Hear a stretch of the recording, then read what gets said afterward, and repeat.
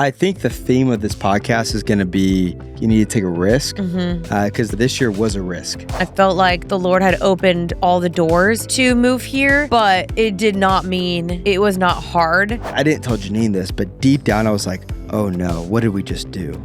And I'm like, is this for real? And you just fell into my arms and cried. Yeah. We're trying to be transparent here and be honest with our struggles because no one wants just to see the highlight reel. It gets me emotional every single time. Yeah. It would be my worst nightmare, losing him. Where would you rank the year? A-, B-, B+, C+?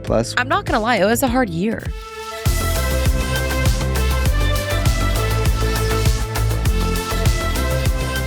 What's up, everybody, and welcome back to Happy and Healthy. Your favorite podcast, the number one podcast, podcast, the number one podcast in the world. In the entire world. Bigger than Joe Rogan, bigger than everybody. Candace Owens, apparently. Yeah, way bigger. Yeah, we're apparently the best. The biggest. We're really not, though, you guys. But welcome back to today's episode. We're really excited about today's episode because we're going to be diving into 2025. I love these types of episodes. I love just reflecting, looking back.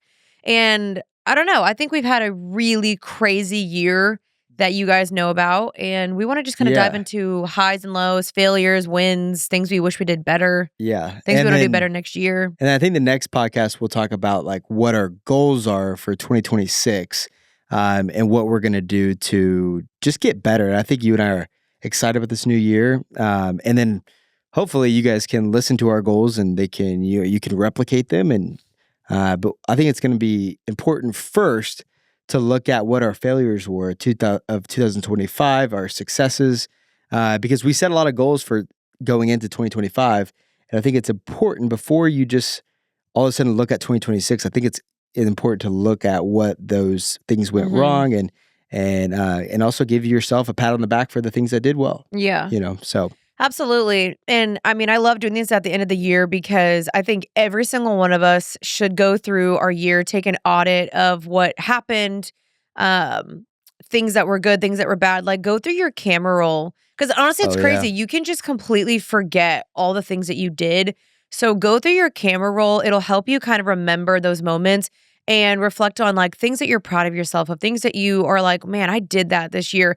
Or maybe things that you didn't accomplish. Because like I had some things that I wrote down that I don't think I accomplished, but there are some things we did accomplish. And I think having a baby was the best accomplishment for me personally. Yeah. If you go through your camera roll and you see multiple men, multiple women in your camera rolls and those people still aren't in your life, I would make a tally. I would go, oh, there's Chad, there's Brad, there's, Dad? Hopefully your dad's in your life. You're looking at your dating history for the year. New girl, new boo every season. Yeah, I think it's important. I think we need to do an audit check of the men or, if you're a guy listening, the women in your life. And you got to be honest with yourself. Too many Chads in your camera roll. Too many Brads. What's the equivalent of that for a girl? That is... Like the girl name of that. Oh, I don't want to be rude to our lady listeners out there. Yeah, no, for sure. I mean, but... I would say the Chad equivalent to a girl is probably like a Emily. Emily Hannah. Or like a Sarah. Burn. Yeah.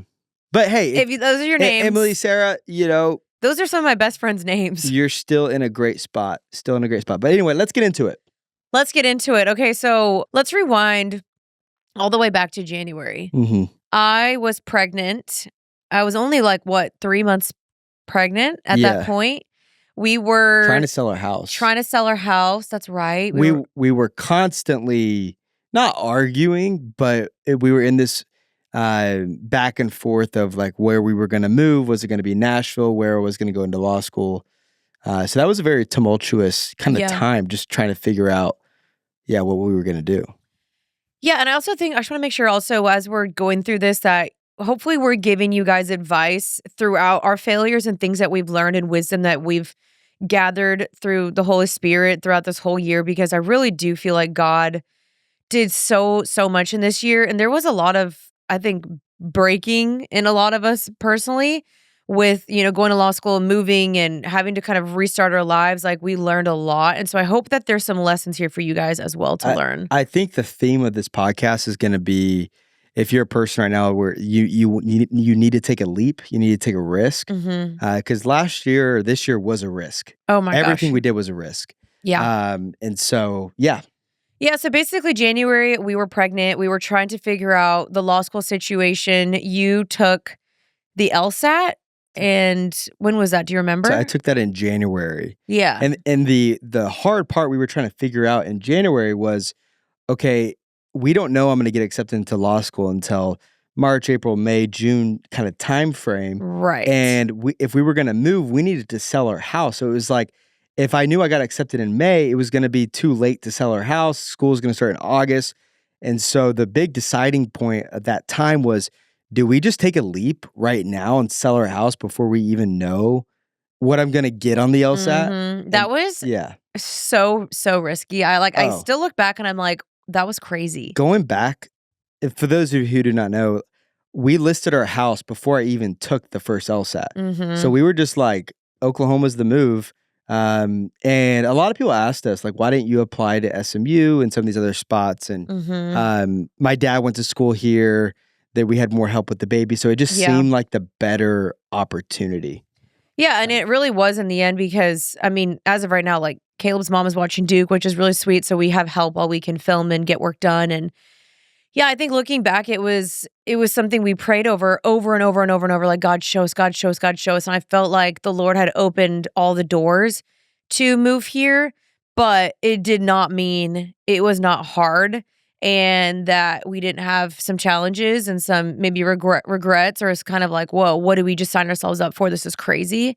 So let's stay in January. So okay. I remember specifically being in January, where I believe it was the first week we were setting our new goals for the year, work goals, all these things. And I remember looking at you going like, babe, let's just sell the house now. Yeah. And I remember you just going, okay, if you feel like this is the best, decision. And then I took the LSAT at the end of January, and I remember getting a okay score. The score was okay. It wasn't the best. It wasn't the worst. But that the LSAT score that I got, historically, it was better than my dad got and better than my cousin got, who got accepted into that law school. So we were like, okay, it's pretty much guaranteed. Yeah. The score that I got, I looked online of like the averages of like the acceptance rate, and like the score I got was like an 86% chance of getting accepted. So we were like, we're good to go. We're good to go. Like, Yeah. I'm going to get accepted. And looking back, Janine, I don't know if that was super wise. Maybe just because we had amazing faith in the Lord. I have no idea. But it kind of shows you before, because I remember we did a podcast, like, I'm going to go to law school, before I got accepted. And I think there's some wisdom in sometimes not talking about something or not saying you're going to do something until it happens, maybe. 100%. Because that put a lot of pressure on our marriage too. Oh, 100%. Or sharing that only with your close circle. And of course, we're like public figures. And so we shared it with everyone online. And we also, that was a leap of faith too, was sharing that and being like, we know we're opening ourselves up to criticism because, I mean, we had, of course, so many people be like, this is literally crazy. You're pregnant. Why would you move when you don't even know if he's in? You're pregnant. Why would you buy a house right now? He hasn't even guaranteed to get in. I mean, it was a little crazy. And when we'll get to that, but yeah, let's stay in January. It was a leap of faith for sure. But yeah, we like completely decluttered our house and repainted it and got everything done. And we prepared to move. And it was a little sad because I was like, wow, this is my first house. But also at the same time, I was ready to be done with that house. Yeah. But it was funny. It was like we would get excited to move in Dallas, and then we would actually come visit Oklahoma. And maybe you can share a little bit about that. There were a lot of tears. When we would come visit Oklahoma, just because you are a Dallas person. Yeah, Oklahoma is very different. And every time I came here, I was like, okay, Lord, if you want me here, you're going to make it very clear. And it was hard sometimes because, I mean, I was going to have to start over community-wise. I was having a baby. I didn't know Oklahoma very much. Like every time we would come visit your family, we would pretty much stay in the same neighborhood the whole weekend. We hang out with your family and then we'd go back home. And so I was like, I have no idea what I'm signing up for by moving here. But I will say everyone has been the kindest, and we'll talk about that later too.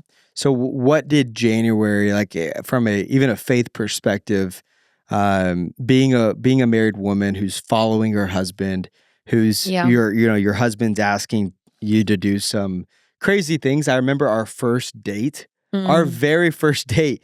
I told you I was from Oklahoma, and you go, I want you to know that I would never live in Oklahoma. And I think I like jokingly said that. Yeah. But I also probably deep down inside were like, don't, like, I think I asked you, like, you're not going back to Oklahoma, are you? And you were like, oh, never. Yeah, I had no desire. Because you had zero plan. I was like, okay, bet we're good. Yeah. And here we are. Yeah, I think if anything, it really did show me that you have to trust your husband's leadership. And I trusted you because I trusted that you heard from the Lord yourself and that you were leaning into the Lord. Number two, I felt like God would confirm whatever we needed to do. God would confirm it to both of us. And it didn't mean that it didn't come with some like, are you sure? Is this really what we want to do? It didn't mean that I didn't jump into it with fear, with like worry, with a little bit of like, I don't 100% want to do this, but I also know that God leads you into very uncomfortable places. He will uproot you for your growth. He'll pluck some things. He prunes you. And I felt like we had known that God had a different season for us coming up. We just didn't know where. And so I was just like, okay, God, I trust you and I trust my husband. Yeah. So that's kind of where February, we kind of went into February. And I think I don't think I finished this thought. Our goals for 2025, I think, was at the very beginning to sell the house, to get on a budget, to eat healthier, to work out more. But it was tough with the pregnancy and everything. Yeah. But I would say from those standpoints, we definitely did not do those things. As far as besides selling the house and well, I need to look back on my goals because I think I hit a lot of my personal goals, but not all of them. Yeah, the healthiness we really went sideways on. But so those were kind of the overarching goals for the year. It was law school. It was your personal. It was, I think you wanted to do a live event. I think I did. Yeah. I think we had some other things going, but we'll get into that more in the podcast. But bleeding into February, so we list the house. That was so scary. If you guys have ever sold a home, it's one of the most violating. It's like violating. It's so someone's critiquing your weird. space 24/7. Like a random person is opening your door and they're like in your house and they're like, I don't like this. I like this. It's so weird. Yeah. And there's so many legality things. And we'll be honest with you guys in this podcast. We spent close to $20,000 on repairing leaks. So we found out as we were selling the moving process that someone who built your house or people who worked on it before didn't install like the plumbing correctly, right, or the drains or something. And it was the last house. leak I had that I had fixed, and they had fixed it incorrectly. Yeah. So we spent more money refixing the fix that was supposed to be fixed when it wasn't fixed. Yeah. So we're about to close on the house. We are in contract with the house in Oklahoma City or Edmond area. And so it was crazy because we're about to close and all of a sudden they're like, wait a sec, we found that the plumbing underneath is not installed correctly and they're going to have to dig a 20-foot hole. No. It was like 20 foot wide. 20 foot. It was like a 20-foot tunnel. They built a tunnel underneath their house and it was going to cost about $20,000. No, I think it was 12,000. Was it 12,000? It was like 12,000. 12,000, but all the other there were more stuff painting, with it. Fixing up cracks, all the things. Yeah, it was crazy. But we ended up thankfully got fixed and everything. We were still able to close, but that was still so insane. Yeah, that was an insane. I mean, y'all should have seen the amount of work we did to declutter. I mean, I had lived in that house for 4 years. There was just stuff everywhere for like years that had just piled up. And so when you move, you're like, oh my gosh, am I a hoarder? Like there was things for years that had never been touched of just like my own things and junk. And I was like, oh my gosh. Yeah. It took us forever to declutter. That's where we beefed a lot. Because Well, Janine and I don't know if you guys are like this, and I think a lot of husbands are like this, where I'm like, Janine, you have so much stuff. Yeah, like get rid of it. I was like, we have to donate, get rid of this. A lot of this is just junk. Sell, trash, whatever. And yeah, I remember trying to move and you were like, no, keep that. I'm like, Janine, we like can't. Like I had this one bike that I bought in California and it was like so nostalgic for me. And I was like, no, it's my bike. Can we tell And a then story? he goes, so when was the last time you rode it? I was outside, Janine was inside, and I'm trying to give away the bike to our next door neighbor who had like a 7-year-old girl. And Janine didn't know that I was trying to give it away to a 7-year-old girl. So I am talking to the neighbor. I'm like, does your daughter want this bike? And he's like, yeah, I think so. And Janine walks into the garage and go, hey, Janine, I'm probably going to just donate your bike. And she didn't know I was meaning like giving it to a girl. And so she's like fighting me on it. And the neighbor's like right in front of me. And I'm like, babe, I'm trying to give it to his daughter. And it was so awkward because like the girl's standing right there and I'm like, wait, you're not giving my bike away. But I was confused. I didn't know he was trying to give it to the next door neighbor. Yes. And the tires were deflated. And yeah. And then finally I just like give her the eyes. I was like, this poor 8-year-old. But she ended up not wanting the bike. Yeah, he didn't even want the bike. It was too big for her. Yeah. But how does it feel you stole an 8-year-old's bike? We ended up getting rid of the bike. Let's just say that. No, we did, because I realized I had not used it in 4 years. And I was like, you're right. I need to get rid of it. So finally, we list the house. We get multiple offers on it. We got way above the asking price of what we even... Yeah, I bought it a good time. I bought during the pandemic when prices were low. So we got to sell it higher, which was the beauty of owning a home. And when we owned the house, we had turf. We put a putting green in, which ended up being amazing because the people who bought it, the husband is I believe he likes golf, and so I think that helped. Yeah. So yeah, that was. But yeah, moving and selling. That'll bring out everything in your relationship. That was insane, and also we did that when I was 7 months pregnant. Yeah, 5 or 6. I think I was at least 7 months, and yeah, because I had the baby in May, and we moved March 2nd. That was hard. Leaving the house too was the most depressing. Oh my gosh, I bawled my eyes out. Yeah. I bawled. I remember, I'll never forget that drive to Oklahoma that night. And we drove separately, which was horrible. Oh, I thought you were about to, like, literally, I'm kind of joking, but it felt like we were like gonna break up because everything was good, everything was exciting. We're moving to Oklahoma. I'm gonna go to law school. Yeah, I wasn't emotional before that at all. We bought a beautiful house, and then like the day we were supposed to move, I remember thinking to myself, like I didn't tell Janine this, but deep down I was like, oh no, what did we just do? And as we're driving, I'm listening the most depressing music. I'm bawling my eyes out. I'm like, oh my gosh, what did we just do? Like, I'm looking in the rear view mirror and I'm like seeing Dallas behind me.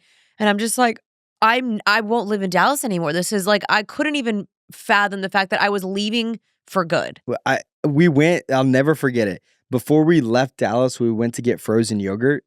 And I don't know why we did that, because we just sat there and you were crying, eating frozen yogurt. And I just feel like the worst husband in the world, because I'm like, I can't believe I'm not making you do anything.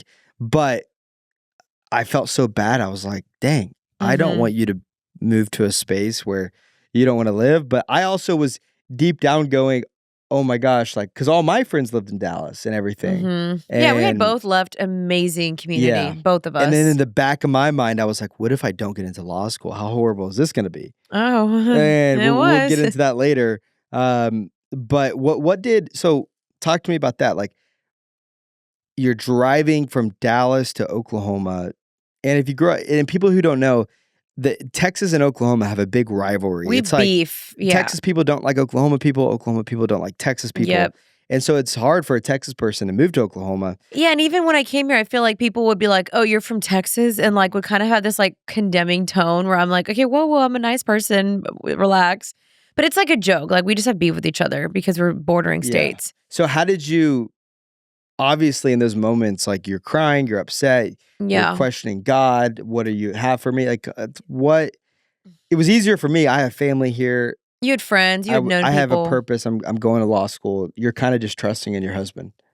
Yeah, I mean, I always believe that God never does anything I never believe that God uproots you for no reason.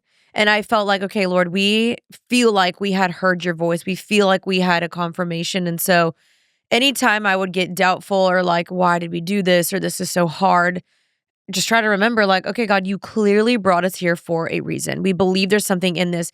And even if like, not necessarily we feel like it was God who brought us here, I still believe like no matter where you go, if you are seeking God's will and his people and you're pursuing him, like he's gonna show you the way. He's gonna lead you. You can live in any state and find the Lord and find purpose and find doors to open and amazing people. And so anytime I think I got negative, which I think that is one thing, I'm sure Caleb wants me to do this too, is really work on negativity and work on Your worst case scenario. I'm a worst case scenario person, and I've talked about that in the podcast. It's like a fatal flaw of mine. Anytime I would get really negative, I would just have to be like, God, you have me here for a reason. There's something on the horizon, and if I'm gonna live here, I might as well make the best of it. I might as well pursue people, pursue church, pursue whatever. And yeah, so that's kind of what I think helped me Yeah. stay grounded, and also just try new places and restaurants with you, and remembering like I am also here to support you. Like you've supported me. You've done so many amazing things for me too. And I was like, you know what? Like in order for us to have an amazing experience here, I want to bless you in any way that I can. And I did not do that perfectly, but I want to continue to try to do that for Yeah. you. And I think from a guy's perspective, I think I think it's probably easier for guys to go through change. Guys are more, I don't know, that might be overstepping, or not overstepping. That might be a generalization, but I do believe sometimes girls have a little harder time of letting go. I don't like change personally. yeah. I realize that. And I think sometimes when you're the person, maybe if you're the woman and you relate to me in this situation where you're going to med school or you want to go to nursing school or you're doing something that requires the other spouse to sacrifice something. I think it's really important to remain empathetic and to allow them to struggle. And it doesn't mean they're not supporting you. It doesn't mean that they don't love you, but it means that they are having to sacrifice something that you're not having to do. When you're in nursing school and they're home Yeah. and they're remembering their other life that they had in a different place, allow them to have those moments to mourn. Yeah. And I think also it's very important to maybe if you're a guy and you move to Florida because you're going to do an internship somewhere or whatever, and your wife moves with you, maybe don't leave your wife alone and go hang out with the boys or go do something, go golfing every weekend or whatever, Yeah. and leave your wife alone. I think that's something that I did, I think, really good.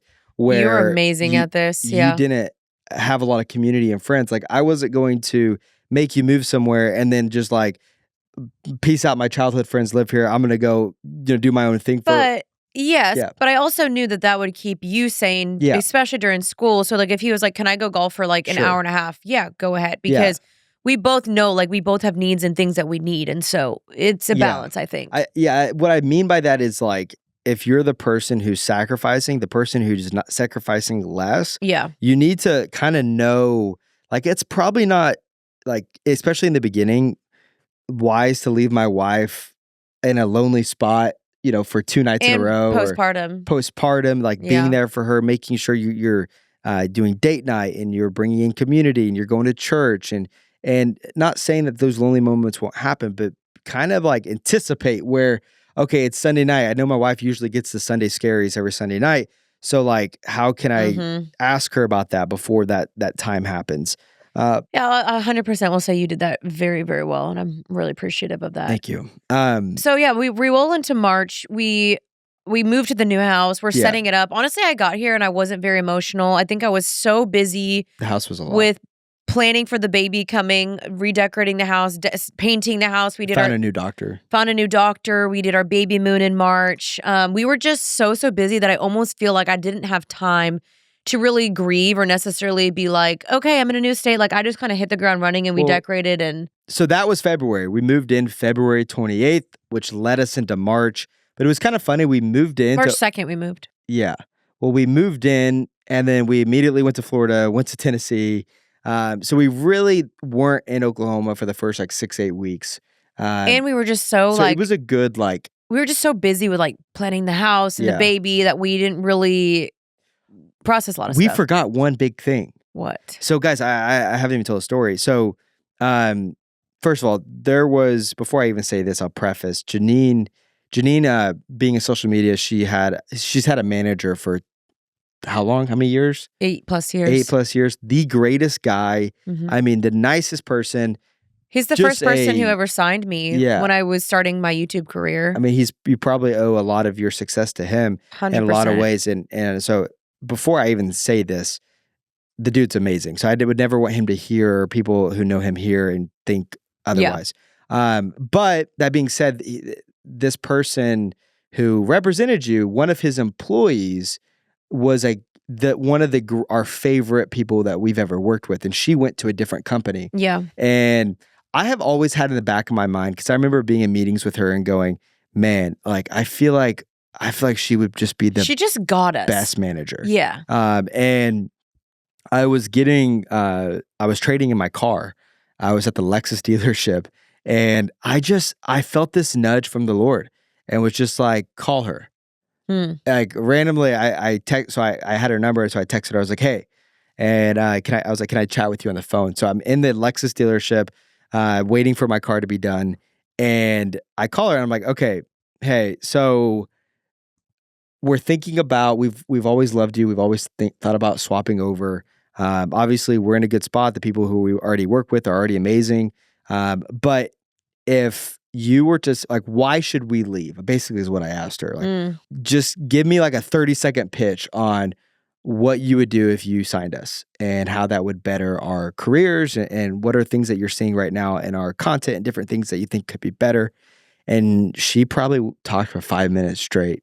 I'll do this, I would do this, I would do this, I would do that. And I called Janine. I said, Janine, if you're down, I think we should switch. Yeah. So we sold our house, we moved, new management, new house, trying to get into law school. Like, pregnant. We did that the same exact week. That was like, that started into March. We signed with a new agency. A new agency. And it was so scary to change, because I had been with this management for 8+ years. They were amazing. They truly still talk to my agent to this day. We were just DMing yesterday. He was like, how's Duke doing? Which is so sweet. And he was great. And so, but we just felt like it was time to shift. And it was cool, because when Kaleb said that, I immediately kind of felt that same confirmation, that peace. I was like, you know what? I'm scared to make a change, but I think you're right. And it was a really great decision. For people who do not know, you're like, well, what's management? Like, what does that mean? What does that mean? So for content creators, so we make content. The way I explain it is, content now is like TNT or Disney Channel. So like, Janine is Disney Channel, and a lot of her content has, advertisement, and you have like quote unquote commercial breaks within your content, because you're posting. And this always frustrates me with people. They always say, I hate when you post like an ad or whatever. And it's like, you're getting, just like when you turn on Disney Channel is actually not free. Like, this podcast you're listening to is actually free. And so if you're watching Disney Channel and there's commercials, well, Disney Channel has to pay for their TV somehow. And so that's how you're able to make content, is through those advertisers. Right. And so your management helps you find those.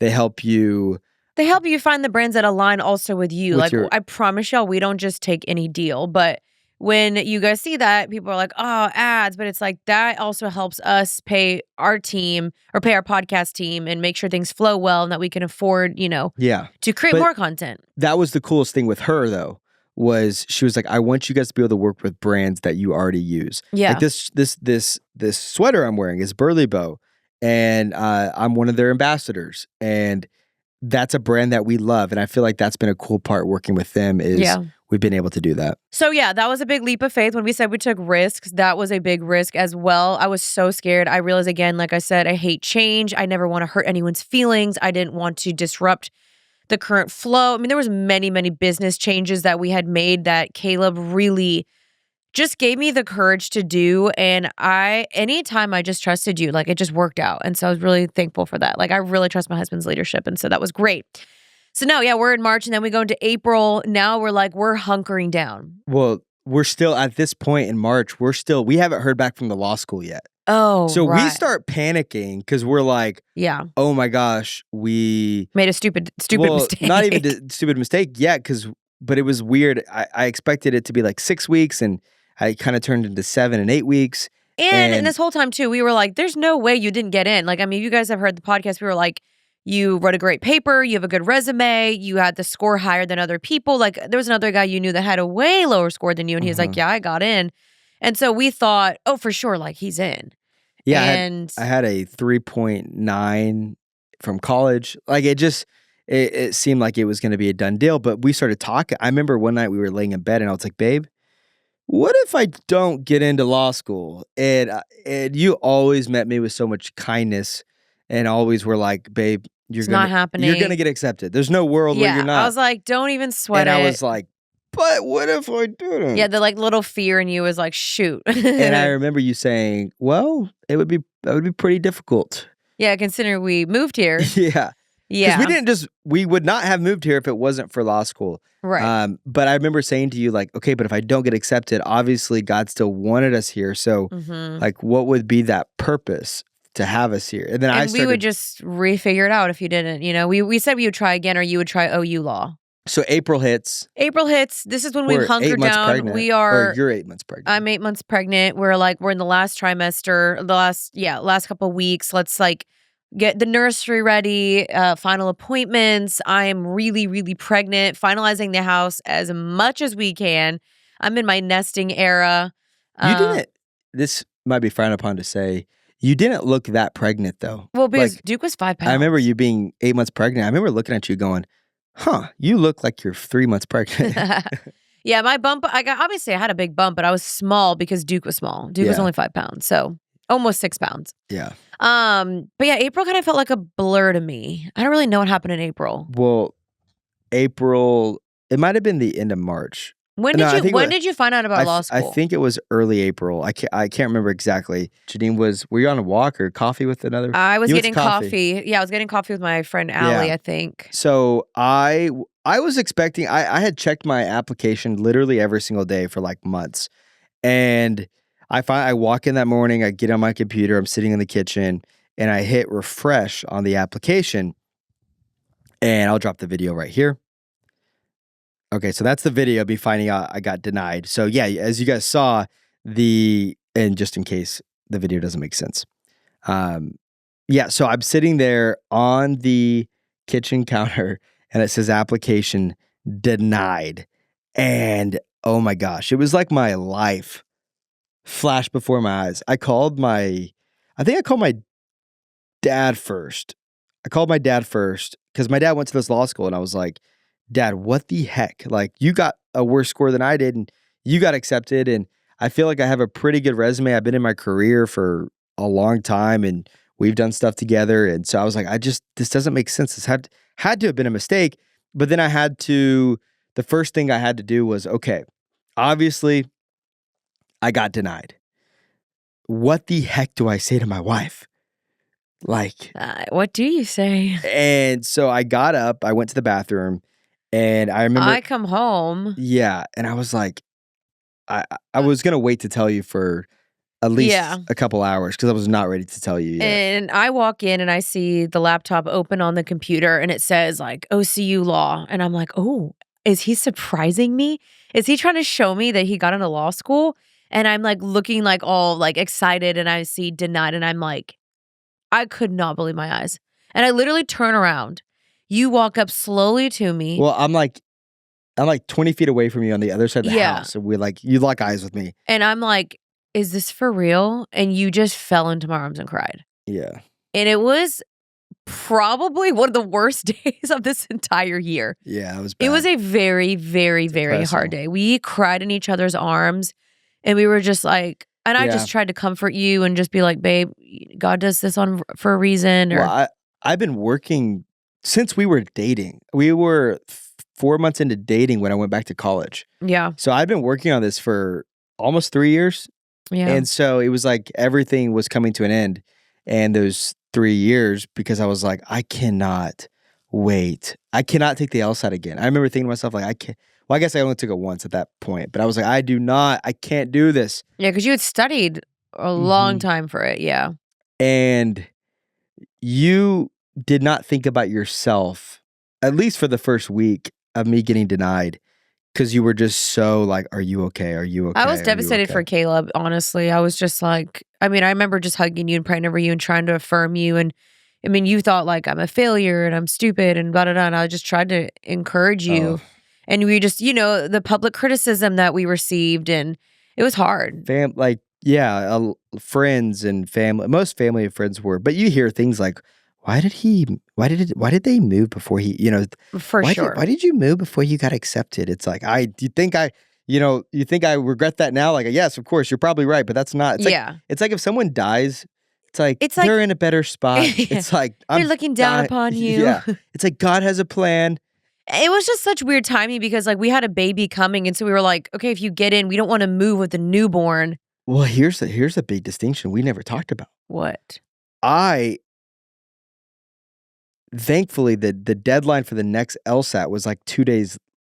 I got denied, and then I quickly signed up for the next LSAT. Right. So this is where Janine and I sat down with Janine because I was so hurt. And this, guys, is a testament to, in your marriage and in your relationship, if you have a girlfriend, boyfriend, husband, wife, and they have a dream, failure is inevitable. You're going to fail. You start a business, it fails. If you have a dream, it's going to fail. If you are trying for a baby and you have a miscarriage, there's failure there. But you have to decide, am I going to keep trying or am I going to keep going? And I told Janine, I was like, hey, I don't think I want to go to law school anymore. I was so embarrassed that I just was like, he's like, I'm done. I can't do it. Like I don't want to do this anymore. I've been working so long. I think I'm kind of burnt out. And you did not let me. I was like, you are doing this. You have a dream. You have been praying for this. You have worked way too hard. I was like, there's no way. Like, you didn't do all of this for nothing. I was like, you better try at least one more time before you give up. Yeah. Well, at this point, because the hard part was, I was like, dang, I just moved my family here. I was already thinking about, okay, could we sell our house? Could we go back to Dallas? And that's real. But I did something. I know I've talked about this on the podcast before, but I emailed the dean of academics and I just said, hey, can we talk on the phone? Would just love to know what I can do better. And he gave me some advice and told me, ultimately, if you just take the LSAT again, he said, most likely we do not reverse application decisions. So retake the LSAT and then you can let me know what you end up getting. Because that year, if you guys don't know, you guys can look it up online. Law school applications are at an all-time high. It's way harder to get into law school now than it's ever been. Our class at my law school right now is the number one class they've ever had, from a GPA, from an LSAT, from a professionalism standpoint that they've ever had. And so, he called me, said that. So I signed up for the next LSAT. You guys know the story from there. That kind of bleeds into May. May, yeah. Yeah. So crazy. But we had to go through a month and a half of like waiting again. Oh my gosh, like, are we just gonna wait another year in Oklahoma? And then I could still get denied. Yeah, we literally were like, do you go to OU law? We just do content together again for another year? Do we go back? Do we try again? But then also questioning, like, Lord, did we mishear you? Because we feel like you brought us here. We feel like you confirmed Oklahoma. And so it was like that weird, just in between waiting phase where it was just like, Lord, this does not make sense. And all of my journal entries were just like, God, this does not make sense, but I'm going to try to trust you. And it was a lot of faith, honestly. It's funny looking back. I remember over dinner just like feeling so guilty because you did look really sad. Because I remember you were trying not to like. I was trying not to make you feel worse, but then I also was like, okay, if you're not in school, then like, why are we here? Because otherwise I would have preferred probably to stay back in Dallas, but that's why I was so adamant of like, hey, if we're going to move here, then you've got to try one more time, And this is where wisdom comes in hand, and I'm convicted about this. But I remember telling you, and when we lived in Dallas, like, babe, it's 99% sure. There's zero chance, and I was ultimately right, but not through initially wrong. Yeah, and because I was the one that said, let's wait until you get into school before we move. But Caleb was like, babe, we're gonna get in, and I was like, all right. And that goes back to the childlike faith. I just felt that God was like, this is the right time. Some would say that's dumb, and then some would say that's childlike faith. But you can take it how you want. But ultimately, obviously, it worked out for the best. And that's where having an encouraging spouse is so important, because I ended up taking the LSAT again, we won't go into the details because we've talked about it on other podcasts, but I ended up getting 7 points higher, which I remember you and I laying in bed looking at that score. I was shook. I thought you were going to get like 2-3 points higher. 7 was insane. And 7 is the number of completion in the Bible, just so you know. Yeah. My score was so much higher to the point to not only did they reverse their decision to deny to acceptance, I ended up getting a really good scholarship. Yeah. And so God was like, no, I got something better. And then add some. And you're going to save money. And I'm going to teach you to when you fail, not to quit. Yeah. And I'm going to teach you when people make fun of you and talk bad about you behind your back.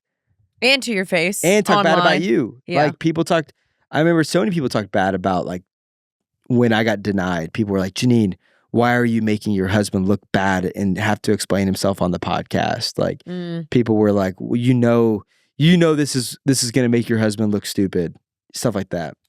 We're trying to be transparent here and be honest with our struggles because no one wants just to see the highlight reel. Like nobody wants that. Yeah. This is real life, it's real guys. life. And like this is our life. People and what were we that. supposed to say? Everybody knew we had already shared. Yeah. We're moving to Oklahoma. We can't just be like, oh, we just decided not to go anymore, but now we're just here. Yeah. You know, like anyway, that is the funny thing about content is, you know, there's a lot of creators, you never really know what's going on in their life because they're afraid to like what the reaction. It's like, but it's scary too. It is scary, you but know? this is real life. Yeah. This isn't like I'm actually in law school.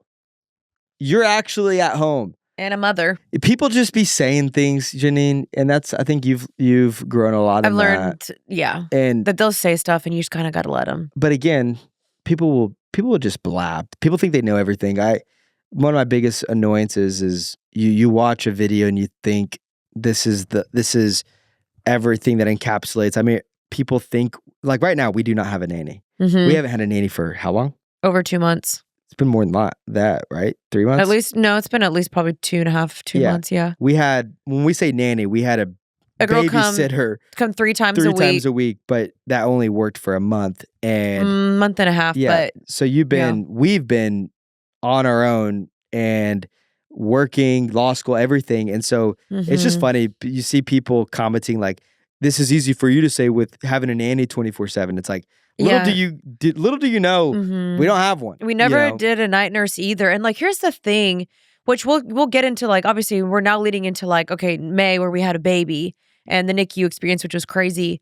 But you know, obviously, being parents totally changed our lives this past year. I mean, it was the most amazing thing I've ever done. And you guys have heard the podcast, and I'm so thankful we decided. That was a big leap of faith for me. Like the leap of faith for you was going to school.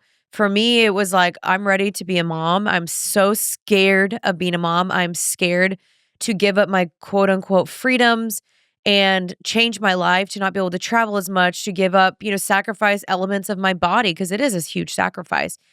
And I became a mom this year and it was amazing and also hard, very, very hard. And so I'm trying to say there's no shame to anyone that does decide to get a night nurse or do a nanny. We obviously wanted to be the ones who took care of Duke, but like sometimes you may just need that. Yeah. And I think that's something I've learned too is like, why are we constantly shaming people for doing something that maybe they need? Now it's different if someone's just like, they want to have a kid and they just want to pass off every responsibility to someone else. Like I think that's where like, hey, it's your child. But if you need assistance, you're working or you're just so sleep deprived because it is real. Why are we shaming people? Why are we judging people, Yeah, so to put a bow on April. Yeah, May 25th, we had Duke, C-section, urgent C-section.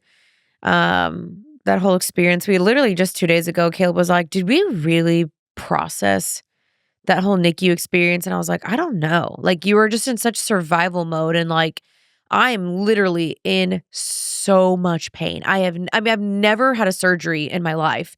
And having a C-section surgery, it's the deepest surgery you can have.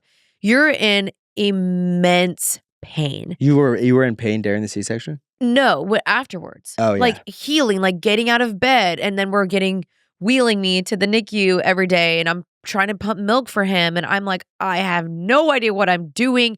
I mean, getting up to go pee was painful. I mean, all those your body is just taking a beating. People don't probably know.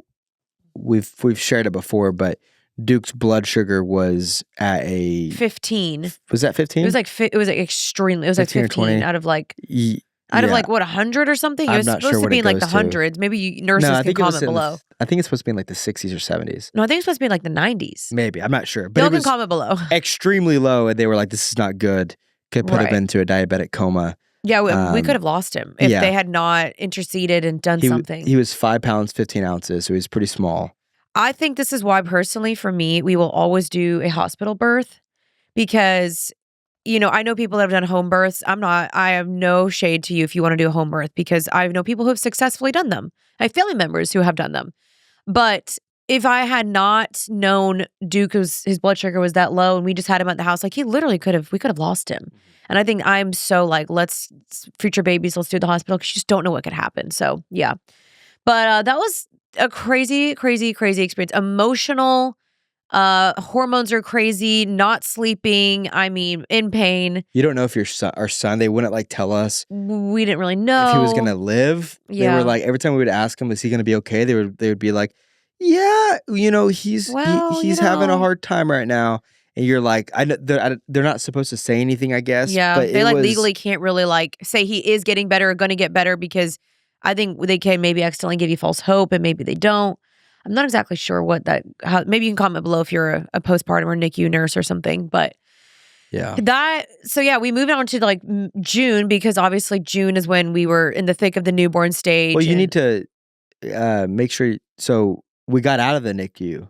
So that was an important moment where they like over one day went from he was in bad shape to he's in good shape. Yeah. It just randomly. Which that's something else that we learned is just, again, the power of prayer. We had so many people checking in on us every single day. How's Duke doing? How's Duke? Like, give us updates, send us photos, sending us Bible verses, praying over us. We would literally be praying together in the NICU, crying, holding a baby with cables all over him, trying to feed him. It's so hard to hold him when like, it gets me emotional every single time. Yeah. It gets me so emotional. Like just seeing your baby like all strapped up and you're just like, this is not like what God designed, And yeah, it was just so hard. And just us looking at like, I've just carried this baby for 9 months and like, is he going to be okay? Are we going to lose him? And I just look at him now and I'm like, I think about it all the time. It's my worst. I'm crying too. Sorry.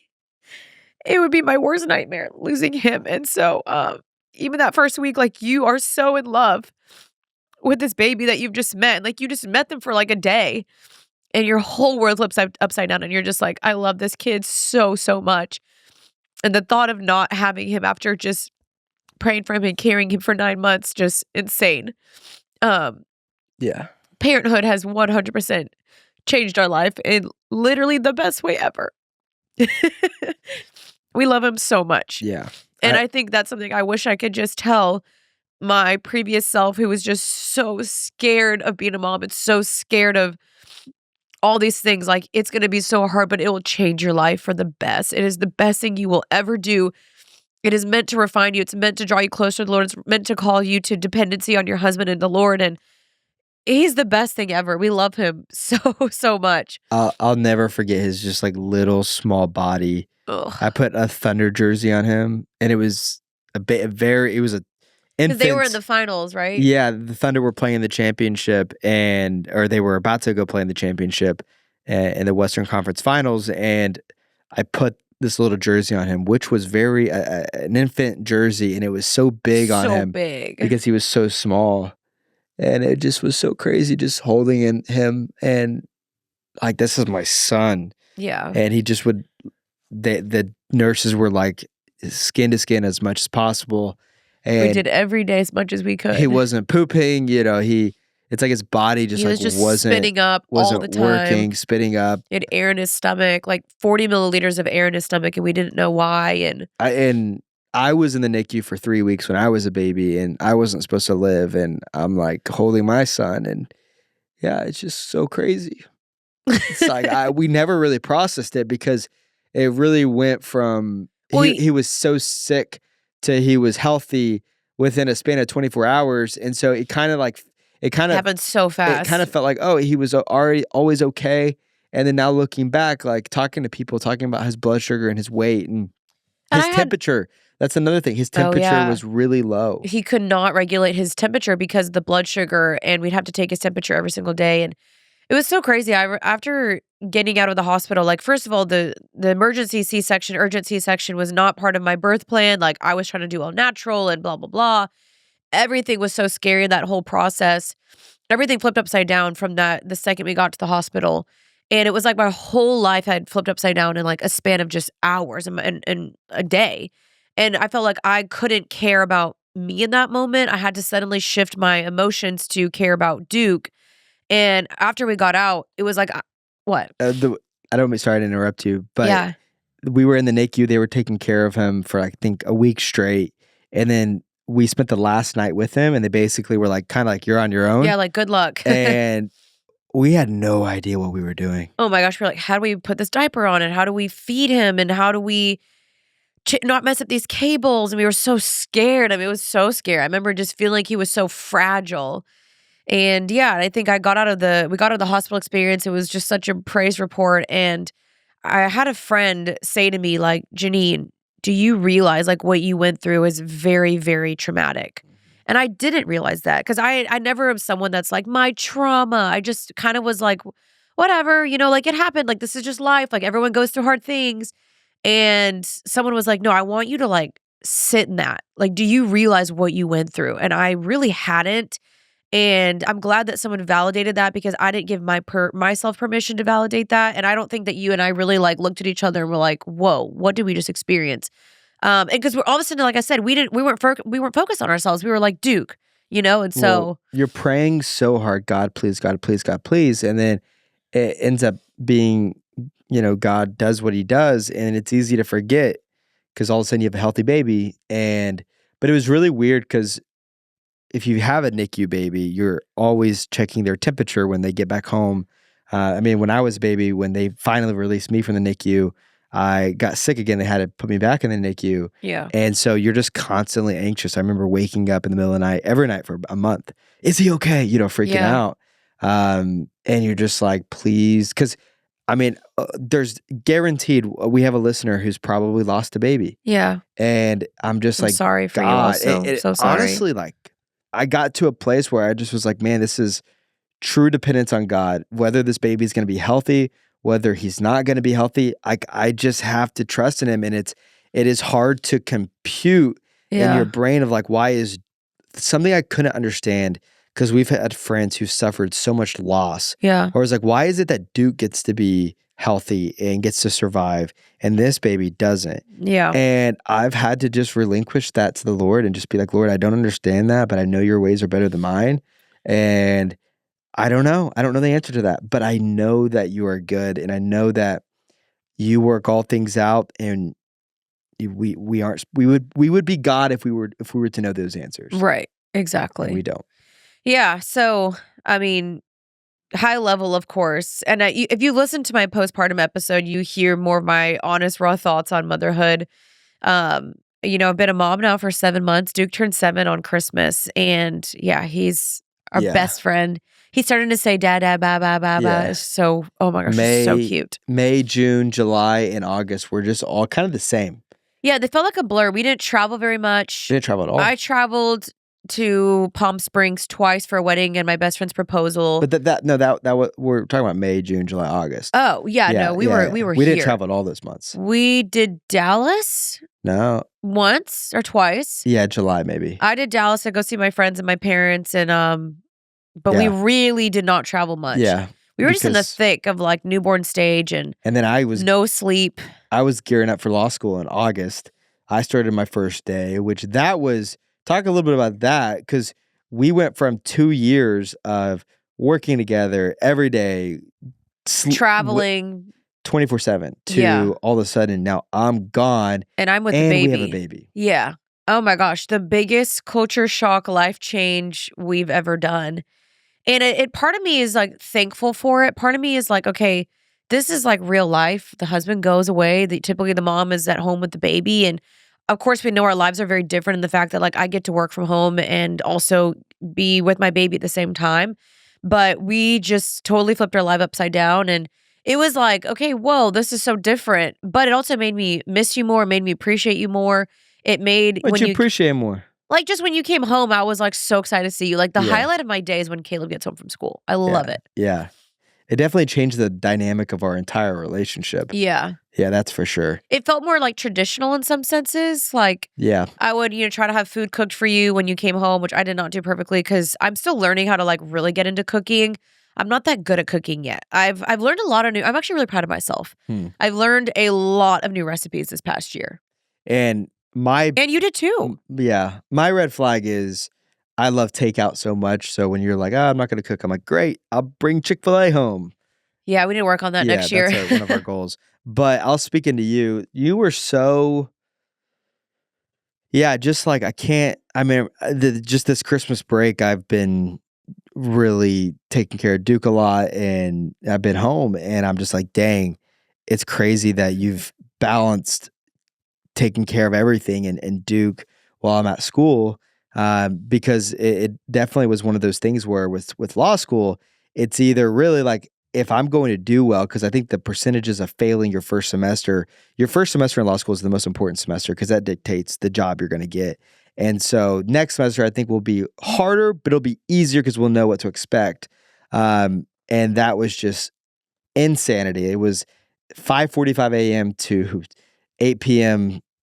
most nights, and then finals was 6 a.m. to 10 p.m. Finals were insane. Yeah. I did not I barely saw I you. didn't see it at It all. was the hardest thing I've probably done. That was the hardest month of our marriage. It was the hardest probably. month, yeah. Yeah. Having Duke, we didn't have help besides, his mom coming occasionally, trying to balance many things at once, the house, cooking, cleaning, baby, working, trying to support you, vice versa, you trying to tag team wherever you can. You get home, I'm like, babe, can you change his diaper? And you're like, okay, gotta change his diaper, gotta get a bath in. I gotta go back to studying, like insane. But I know that we're not the only ones that have done this. Like a lot of people deal with this every single day, Yeah. but it was just so new for us. Yeah.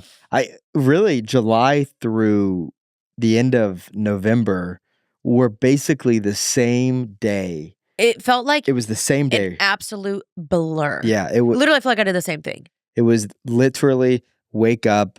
I had to go to school. I got back late. Yep. Studying. We were basically in a way like it didn't feel like we became roommates, but it definitely felt like we just kind of were on the same team, but we'll see each other on Saturday. It's horrible. It's true though. was That's what hard. happens. Yeah. And we really had to, I think next year we'll have to really try to find, we still went on date nights. Yeah. But it was like, okay, we're on date nights. I haven't seen Duke all day. Yeah. I'm playing with Duke. But then also I would be like, okay, we got to get home. I got to put him to bed. And it was just, yeah. I think we want to just try to figure out more date nights next year for sure. And we can talk about that in the next year or the next episode. Yeah. But I think it just in general, like positive updates as well was that, we sleep trained Duke. Around 5.5 months, a little past 5.5 months, Duke finally started sleeping through the night. I felt like a brand new person. Oh my gosh. Getting to sleep and not having to wake up 3, 4, 5 times a night transformed me as a human being. I just feel like I was not the best, healthiest version of myself. I feel like I was mean, grumpy, tired, just over caffeinated. My body was depleted.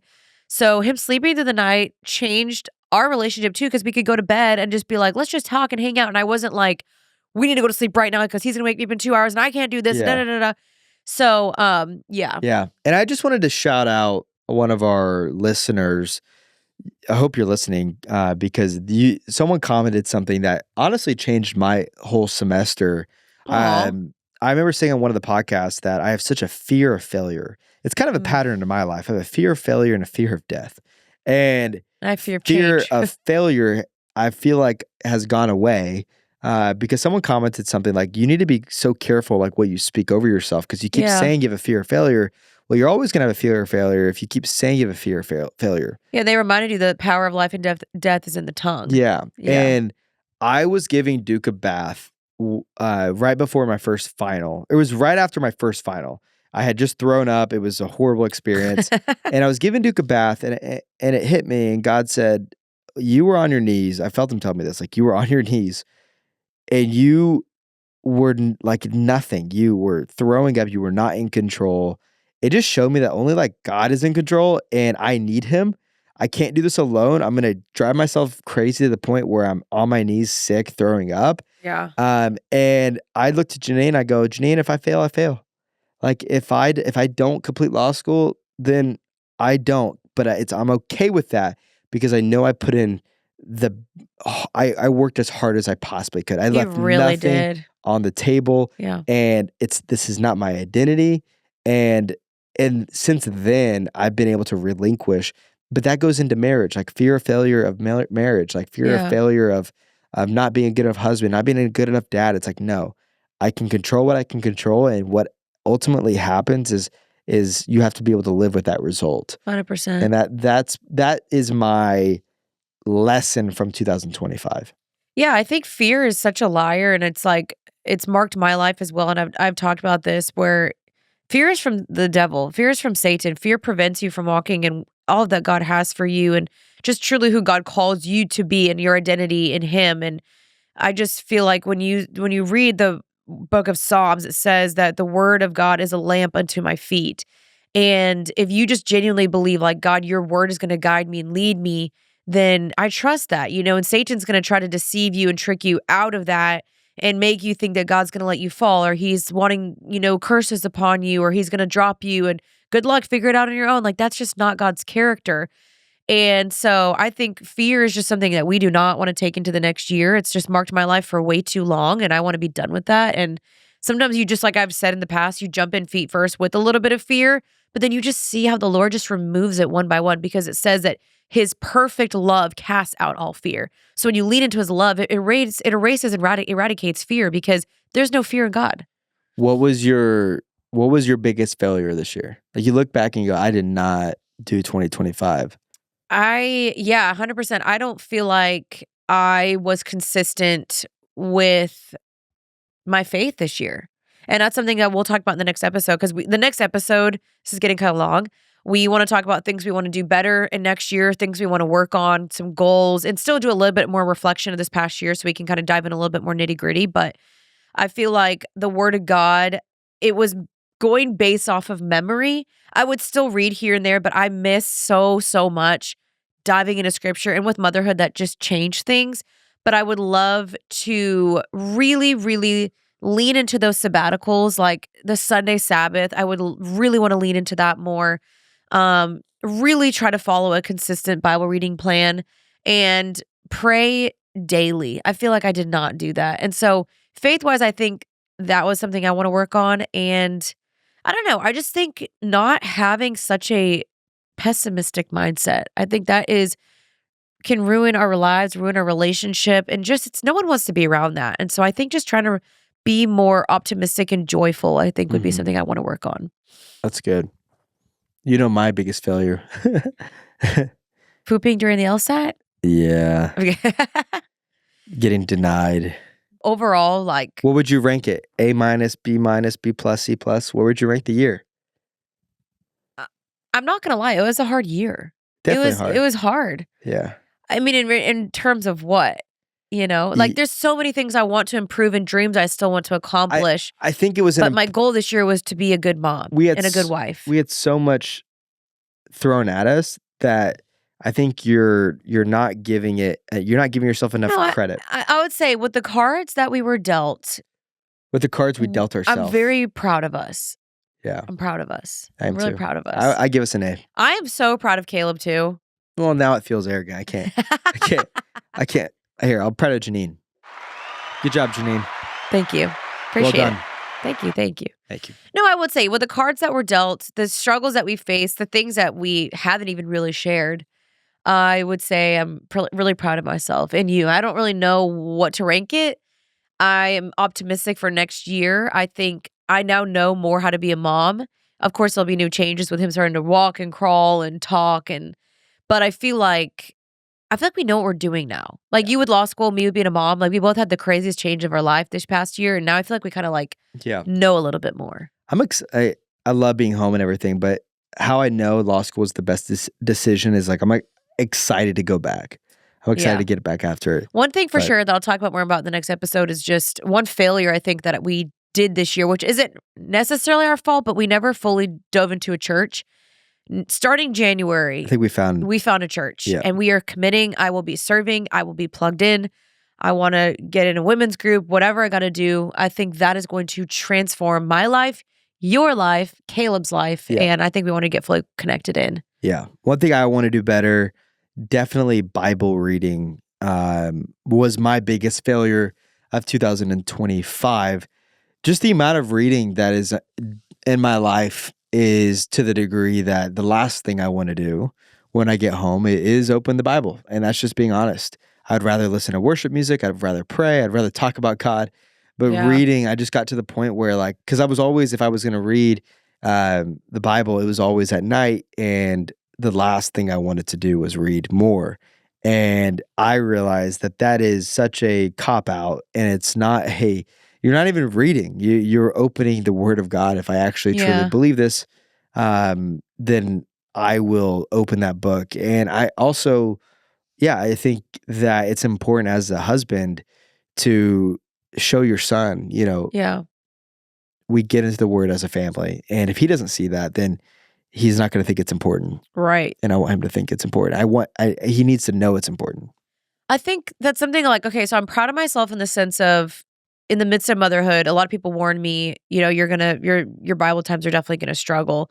And they did. And I'm proud of myself in the sense that I still read, but I feel like I wasn't really retaining as well as I used to. And I wasn't really diving into scripture because I just didn't have the capacity and the time to do it. So I think that's something I want to do, is just be better at really dissecting scripture better next year. Because I feel like I still read my Bible a lot, but I don't really feel like I really applied it and marinated on it and meditated on it. So I think that's something I want to work on. Something we didn't talk about is we literally just December, Christmas break, we didn't really talk about that. And hosting, we hosted 30 family members. Something also massive we never talk about is I wrote an entire book this year. Oh my gosh. Yeah. Why didn't we talk about that? Yeah. That's what I'm saying. This is gonna bleed into the next episode. Okay, we have so much more to talk about. We'll finish that next week. I wrote an entire book this year while being pregnant and having a baby. That was insane, which is why we also had to hire help so I could do that. Okay. So I think we have more thoughts in the next episode that we'll dive into more, because I definitely have more thoughts. Yeah. Okay. But let us know y'all's highs and lows of the year. Be honest, be vulnerable. Share something that you're very proud of yourself that you did, and maybe something you want to work on in the next year. This is the last episode of 2025, which is crazy. We also just want to say thank you guys for sticking out with us this past year, because we went through so many changes on the podcast. I know a lot of people were like, okay, well, bring back more guests. But we thank you guys for just sticking out and hanging out with us. And we had a blast this year still. Yeah. And big changes coming next year. Oh, yeah. Second episode dropping soon. We'll let you guys know the date here soon. But we will be adding another solo episode of me, audio only, on Fridays, where it's called Faith Fridays. And I'm super excited about that. And hopefully sometime in January, early February, the new studio will be done. Yes, and maybe a new baby. I'm kidding. You got some news to me? I don't know. No, actually, we'll talk about it in the next episode, because I'm not sure about Accidents may happen. We will talk later. Bye, guys. Oh. I always do the finger pointing dance. I'm sorry. See you guys. Bye, guys. Thanks for watching.